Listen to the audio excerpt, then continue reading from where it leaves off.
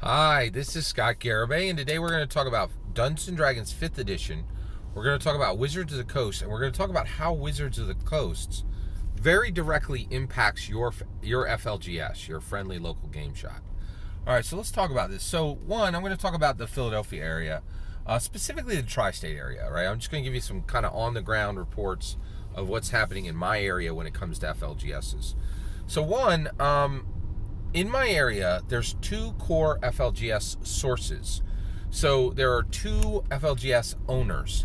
Each one of them owns about close to a half a dozen separate friendly local game shops. I think one of them owns 4, and the other one might own 3, right? And their numbers go up and down.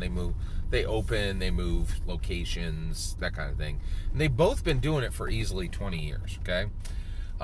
So both of these sources, one is the comic book FLGS, and the other one is the MTG FLGS, right? So basically, and actually, I would say CCG, collectible card game FLGS, friendly local game shop. So one, we got to be realistic. If you want to have a tabletop role-playing game shop, you can't, right? What I'm seeing in my area, and please tell me if this is different in your area, basically you have to have tabletop role-playing game is a side item that you stock in a comic book shop, in a board game shop, in a miniature war game shop, or in a collectible card game shop. You can run them in any of those, right? And I've seen it done in any and all of those, but there are no tabletop role-playing game shops. You will go out of business if you try to sell tabletop role-playing games by yourself. So I saw something that really shocked me, and I just kind of wanted to report it to you. It's like on the ground reporting, live, going from 2022, going from 2020, end of 2021 into 2022.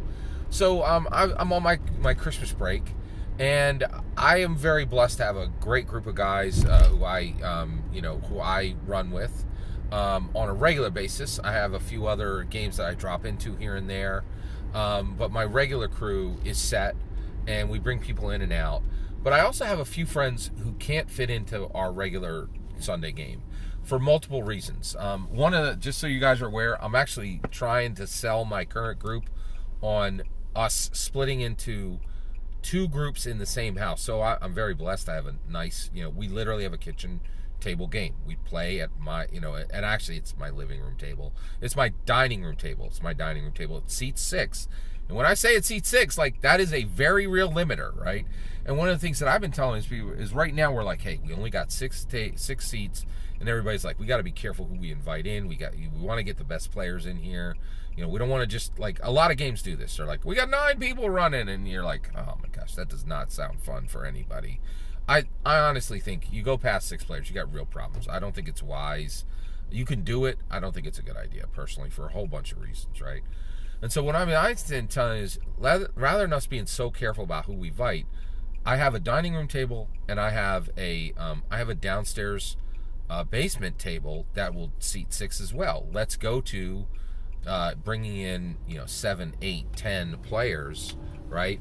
And my players are like, well, what game do we play in? And I'm like, that's your exact choice. Like, what I would like to do is allow people to literally decide week of what they play, right? So games could scale down to 3 and as high as 6, right? And actually, at some point we might have 12 people in the house running 2 different games at 2 different tables.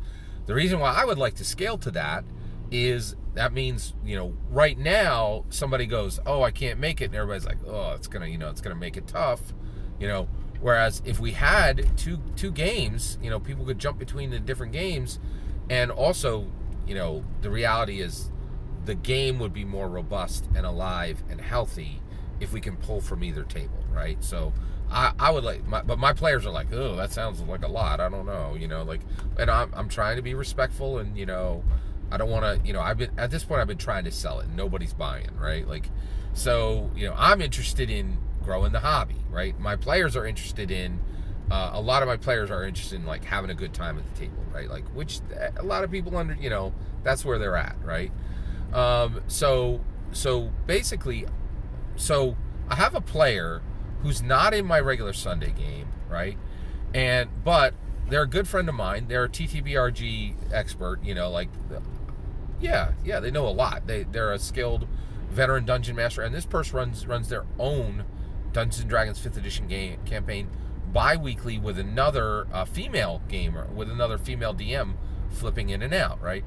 So I got together with this player, and we just did a 2-hour one-shot, right?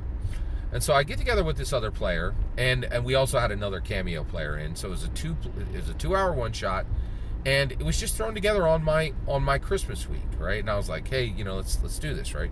So we get together in the shop, and I run Index Card RPG, and it's 2022 modern day, right? Start in Philadelphia. You can run any modern type you want. You can run a doctor, you can run a scientist, you can run a football player, you can run a reporter, you can run a pastor, whatever you want, just a regular person, right? But what's going to happen is first contact and invasion. So Philadelphia is going to be invaded by an alien species, right? And I use Index Card RPG. I don't know if you're aware of this. Index Card RPG is a super reduxed Dungeons and Dragons. And like a lot of games are like, you could make your character in 15 minutes. It's a bunch of bullcrap. And I've never seen a game in my entire life where you can actually make your character in 15 minutes. A lot of games claim it. It's not true, but it is legit true with Index Card RPG. You can be up and running in 15 minutes, right? And we do. We create our characters very quickly. And then I do this thing where I'm giving them milestones, literally like every half an hour, every 45 minutes, their characters are getting better. And it's just a blast. You can just drop this game in and run anything. It's super fun, super fast, super cinematic. So, I dropped this in. So we run this game, right? And it was great. We had 2 hours there at the shop. I rewarded the shop for letting me use their shop by buying a Sword Coast Adventure guide at full retail of $40, right? And basically, I was very thankful to be in their shop, and they, I was able to use their space, which is really nice. And so I rewarded them with a purchase, $40 purchase. And, so they were happy to have me in. I was happy to be there, right? And when I went up to the cashier, who's not the owner, he's just one of the employees, but he's a good employee. I've known him for 10 years. And I was like, hey, you guys have really done a great job of making the shop look really nice. And he's like, thank you. And he's like, it's all for the Wizards of the Coast premiere shop. And I was like, what? And he goes, yeah. So basically, we do pre-releases here all the time. They're a big part of our business. Wizards of the Coast pre-release for Magic the Gathering, and they have a premiere. If we become a premiere shop, we get certain benefits from them. And I'm like, well, what do you have to do to get the premiere? And he said, well, one, all your posters have to be framed. All of your signs have to be in a plastic, in a plastic set, and we have to in a plastic frame. And in addition to that, the store has to have two ongoing rolling presentations that say the schedule of the shop, right? And these are like large screen televisions, right? That show the calendar and the events, the upcoming events of the shop, and they have to be prominently displayed, and they have to be functionally used to promote both the events and the products of the company. And I couldn't believe it. So Wizards of the Coast is applying a format that is forcing these companies to upgrade their business if they want to be considered a premier shop. So they're not being forced. They're being incented to make their shops better, right? Now, I'm about to tell you, like, oh, no company in the world has this kind of power over shops. There is one other company in the world, and that is Citadel Miniatures, who does Warhammer. Warhammer, to my knowledge, does the same thing. They're like, if you're gonna sell our product, you have to do this, this, and this. We require this amount of shelf space, blah, blah, blah. But it's only for their product, right? What really fascinated me about this is Wizards of the Coast is saying, hey, if you want to be considered a premier Magic the Gathering shop, right, you need to meet these standards, right? And again, like, this all goes back to Dungeons and Dragons. So this is not being done for Dungeons and Dragons, right? It's being done for Magic the Gathering. But what's fascinating to me is when I came in, all the signage was much better, but more than that, this place had replaced every single table, right, and had brand new chairs. And I was able to come in and play my, off the cuff one shot in a nice FLGS space that had plenty of room for us and had a really nice facility for us. And that facility was specifically made better for my tabletop role-playing game that I was running because of Wizards of the Coast demands on this FLGS. And so, just so you're aware, Wizards of the Coast owns Dungeons & Dragons. It is specifically incenting FLGSs to meet a standard, right? And that is really, really fascinating that they're out there, they're meeting this, they're calling FLGSs to meet a specific standard, right? Now, that doesn't come directly from D&D, but it does come directly from Wizards of the Coast, which owns Dungeons & Dragons, right? And just so you're aware, the place where I'm at, not only they are a Magic the Gathering shop, right? They're really they're a CCG. They sell a lot of stuff. They sell Pokemon, they sell Vanguard, they sell Magic the Gathering, lots. And any new CCG that drops, they'll have packs there, like Naruto. They've had Naruto. They had the Final Fantasy CCG. All these CCGs, and they do have and they've always been a good shop. But I was amazed that the shop keep, right, not the shop owner, but the shop keep, was saying, we are improving this place at the behest of Wizards of the Coast. So Wizards of the Coast has so much power in the industry that they can incent shops to literally make the FLGS cleaner, nicer, better, right? Absolutely fascinating. And while it doesn't come directly from D&D, it comes directly from D&D's owner, Wizards of the Coast, which of course is owned by Hasbro as well. Really, really fascinating. I did not know this was happening.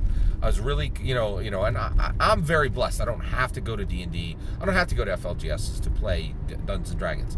I am very glad that there are FLGSs out there that are still supplying space to run Dungeons & Dragons.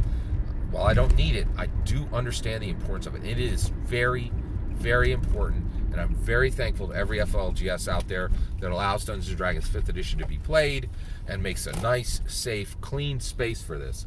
It's not a small thing. I'm thankful for it, and I'm really fascinated that Wizards of the Coast is incenting FLGSs to do this specific thing and make their shops better. Have you seen this? What's your situation on the ground? Have you seen Wizards of the Coast or Citadel or other companies actually incenting or indirectly, forcing small businesses to make changes just because a larger company is saying they should? I'm really interested. I don't think this is a dark thing. It's a surprising thing, right? So just kind of wanted to give you a report from the ground. What's your experience with this? One of my commenters showed me a amazing FLGS that's over in Britain. And I know some FLGSs are doing quite well and really have a lot of money and are putting out some amazing spaces for people to play. I'd love to hear any of your experience, what you're seeing in your local FLGSs, and have you seen this where your FLGS is getting better because of their link to a larger company? Love to hear your thoughts. Let me know in the comments below. Please consider liking and subscribing, and have a wonderful millennium.